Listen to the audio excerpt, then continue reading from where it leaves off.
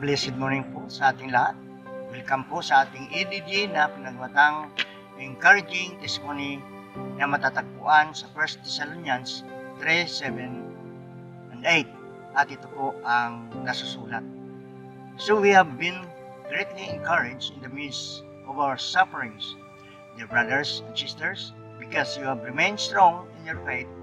It gives us new life to know that you are standing firm in the Lord.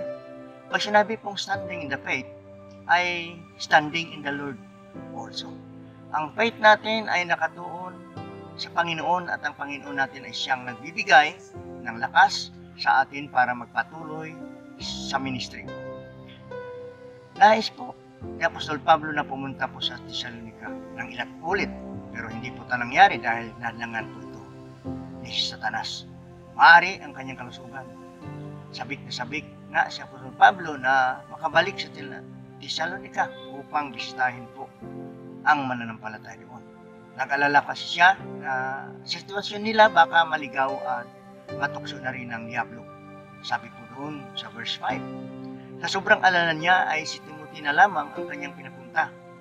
Kaya pabalik ni Timothy ay encouraging testimony ang dala doon sa verse 8.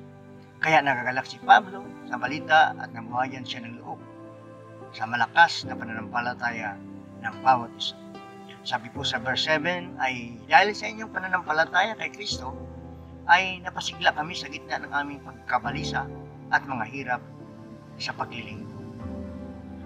Kapatid, sa paglilingkod natin sa Diyos ay hindi maiwasan ang mga balakid na sadyang gawaan ni Satanas. Pero kung minsan naman ay sa ating mga maling desisyon para hindi ma-accomplish ang mga pinapagawa sa atin. Pero dito sa ating text ay malaki ang maitulong ng ibang kapatiran na makita ang matibay at matatag na pananampalataya sa Diyos.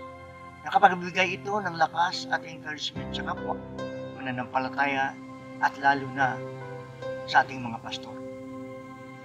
Pero sad to say, sa ating church, nakapanghina din naman na maraming mga kapatiran na matagal ng believer pero ang ugali ay unbeliever pa rin.